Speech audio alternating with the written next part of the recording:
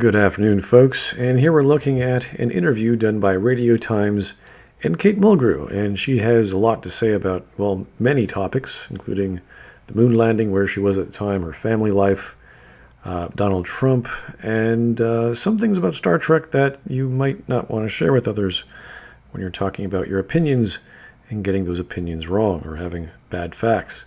Now, I'm not going to go over the entire article, but I will focus on another posting that summarizes it rather well, or just quotes her specifically to the idea that Gene Roddenberry and the old Star Trek were extremely misogynistic, or extremely misogynist.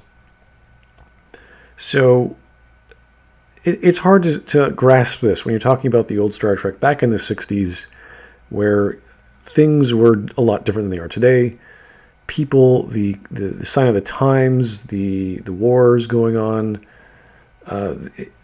people's attitudes were obviously very different. For a show like Star Trek to come around and have people of color, people of different ethnicities, females be part of this production of space in the future, what would it be like for humanity if we all got past our basic differences, all of our minor problems like the economy and living, and focused on science and exploration and learning?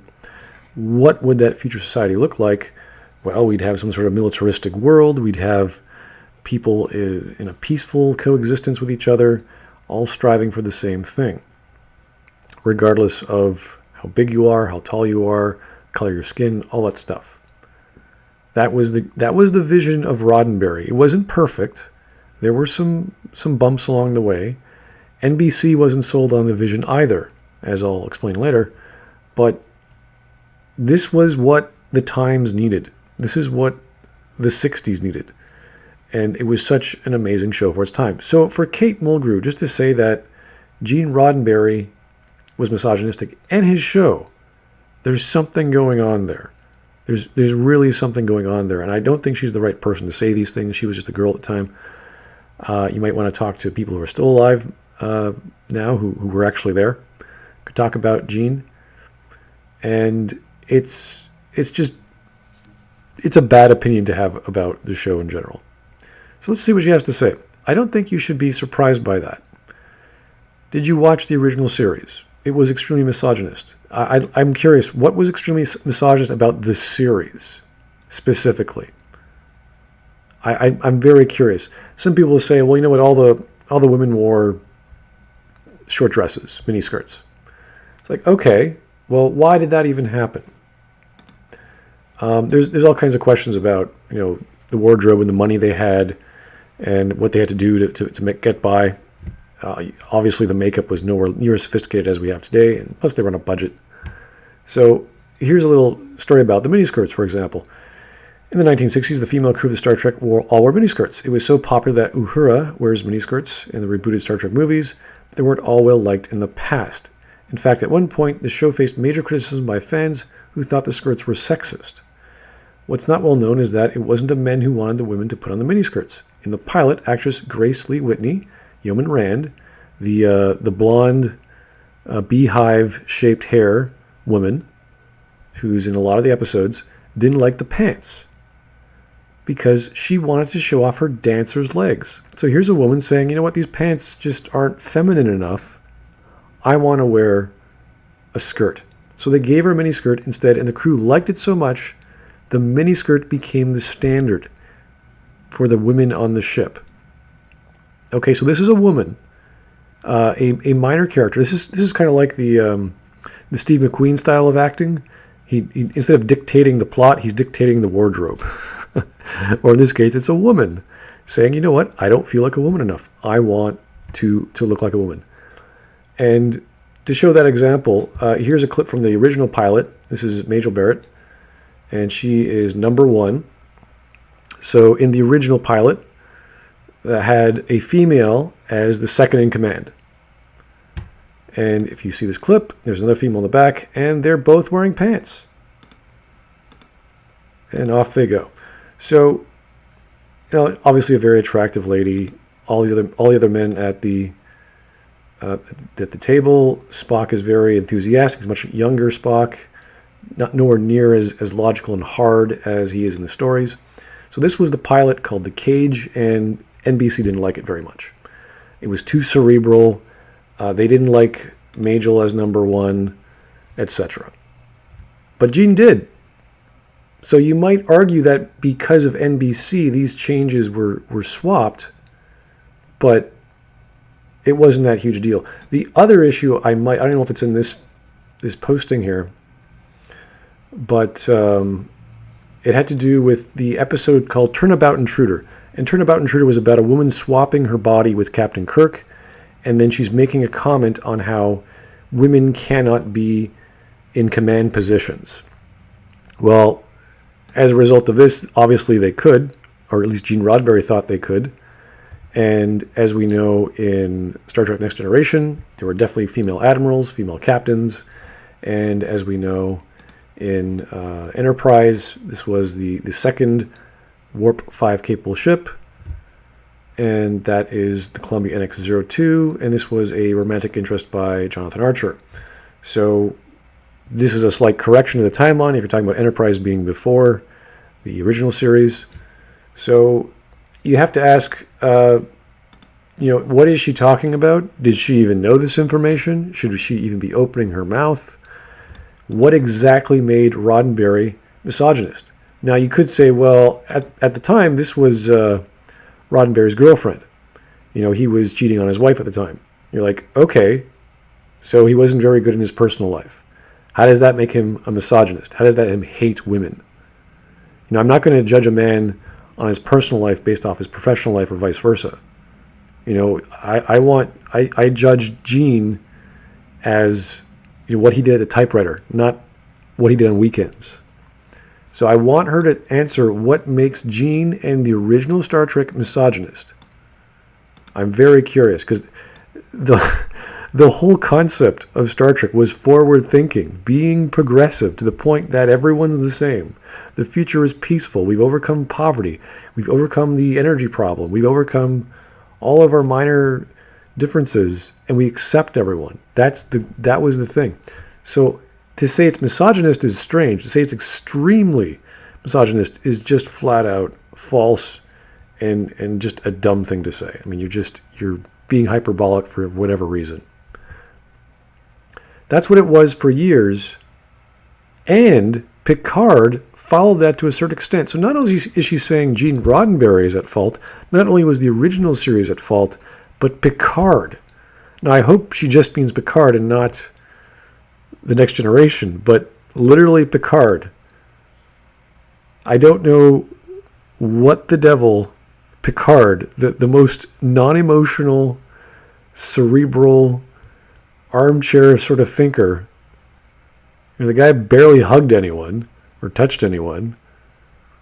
I don't think he cared too much about women in general. But not to the point of hatred. He was just avoiding them because he was focused on his career so much. He was an archaeologist. He had a thinking mind. He wanted to figure stuff out. Roddenberry himself was that way. So now again, Roddenberry was extremely misogynistic. We don't know why. We are simply going to have to change the sensibility. This ideology. What ideology? I've never met a misogynist or someone who's extremely misogynist. I've never seen the stereotypical wife-beater fellow who goes around hating women in general. It doesn't happen. You might see the husband who hates the wife, and they have this sort of negatively impacted relationship with the world and themselves. Sure, I've seen that, but not in general. I've never met people like this. And if you've seen anyone like that, please tell me how that relates to Star Trek. We are simply going to have to change this sensibility, this ideology, and we are, but it's like moving granite. How are you moving this sensibility or ideology forward, Kate? Please tell us. Please show us. I'm curious. Is it all her time playing in Orange is the New Black? Was that it? Being in a female prison drama? A Russian female prison drama? I don't know. What is it, Kate? How are you changing people's minds about women and not hating them? It takes a long time. Why does it take a long time to have us stop hating people? I don't get it. What about Roddenberry caused us to hate women, or caused him to hate women? What was the mentality? What was the reason? What was the cause? Tell us, Kate. We are not a society that has endorsed females. Are you serious? As equals on males to males on television. Really? Well, I don't know in what capacity. There's all kinds of romantic comedies out there. There's all kinds of soap operas. There's all kinds of shows that have been going on for decades, even in the 60s, that have had strong females, or just women in general. At least on equal footing as men. Star Trek especially. How many more strong women in science fiction do you need? I think every single science fiction show I've ever watched has had, I'm not talking about the B movies, I'm talking about 80s, 90s, 2000s. All of those science fiction shows have had strong females on par, if not stronger than men. Babylon 5, Star Trek, Farscape, The Expanse, all kinds of places. Is she speaking in general, or is she speaking about society now? I don't know. But society in relation to television. So, there's that show from the new Bond writer, the UK Bond writer, and it's a show about spy thrillers. I'd say the majority, if not the entire cast, is made of women. I haven't seen it, but I saw the cast list on IMDb. Is that the threshold, Kate? Is that what it becomes down to? We just want women, all women, constantly? And then you could say, aha, we've achieved peak feminism. All women doing spy thrillers, doing science fiction, just all women cast. It would have to be all women cast in order for Kate to have that opinion. Say, we've achieved it. We've got it. Because you couldn't make the argument because men are bringing them down, because there's literally no men in the show. Would that do it? What does she want? Does she want to step on men? Does she want to kill men in fiction? Women of authority, women killing men, women belittling men. I don't get it. What does it take, Kate? Give us a metric. Give us a ruler to measure these things. However, earlier in the interview, Mulgrew would praise Roddenberry. Well, now you are talking about a visionary. Yes, he was, and his name was Gene Roddenberry. I'm not saying he was a great visionary, but he was still a visionary, and he had the gumption, and he had the balls to make a show. And he got people motivated to follow him. He foresaw what others could not see. The fact that Star Trek emerged at the same time is no accident. Roddenberry came into his own at exactly the time we recognized the value and possibility of material space travel. All right, interesting. And then, of course, they're talking about the moon landing in the 60s and where she was and how important that was and all the other wonderful things. Also in relation to Donald Trump, how he wasn't a visionary because, I don't know, mentioning Space Force is not a big deal. I don't think it's a big deal, but it's better than Obama. What did Obama do in relation to space? Maybe the International Space Station? Maybe. We can go all the way back to the 70s if you really want to talk about that. But we're going to blame every president for not having a vision about space and then start bashing them for being a misogynist or because of that. It's stupid. She then touched on the importance of playing the first female captain and how it furthered Roddenberry's vision. I would agree. Without question, playing the first female captain came with a huge responsibility, not just to further these extraordinary ideas given wings by Jean, but to do so with an intention and intelligence that would extend itself in particular to the women in my audience. I agree. That definitely had an impact. It wasn't a huge deal. Again, we had all kinds of women in Star Trek before, serving as admirals, just not a main character. So, bravo, that's true. And she even recalled she met a number of women during a visit to the White House. They came out of school, MIT, Harvard, Yale, and listened. And instead of going into research and sitting in the office, they said they wanted to go into the field. They wanted to go up. Watching Catherine Janeway captain a starship empowered them in a way that nothing else could at the time. We're talking about the 90s in Hollywood. what they put on television is a harbinger of things to come. That's true. Star Trek has always been that. It has always been forward thinking. We now have stuff that was envisioned in Star Trek in our daily lives, if not being developed. So she seems to like Roddenberry and then consider him an extreme misogynist. It's very strange. I don't think an extreme misogynist would want a female captain or a female first officer or a woman to decide what she's going to wear on his show. And yet that's exactly what happened. It's very strange. Oh, here we go. Now we have this clown, Donald Trump, who has no vision whatsoever. Space Force.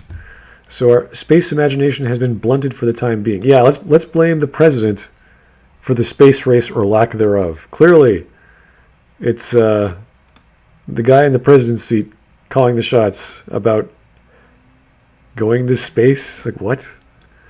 I don't think he has any intention of returning to the moon.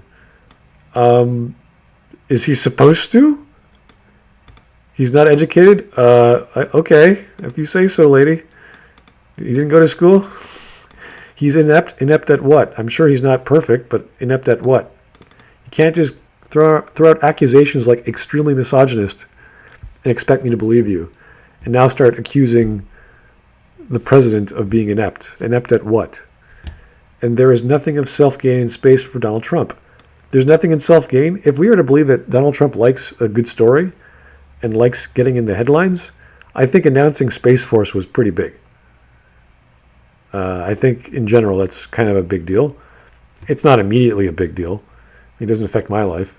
But the fact that they're building a military force in space is the beginnings of a Star Trek world, the beginnings of a militarized world in space. You have to think in terms of defense, of protecting yourself, of achieving a certain status in space, saying, okay, we have now secured ourselves at this location and we have capacities to defend and attack if something bad were to happen. When you're up in space, it's pretty dangerous, so thinking militarily is very intelligent.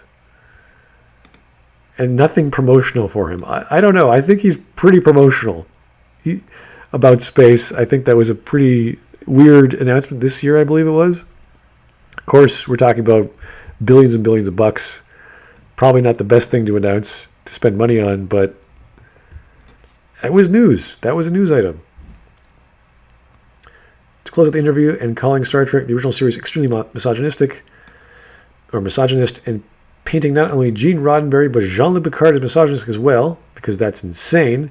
Mulgrew would indicate she would like to return to the franchise. Oh, yeah, right. Yeah, Mulgrew. Yeah, great. We'll just bash everything. Say, I can't wait to go back. It's like, okay, you hate it, but you want to go back to it. Right.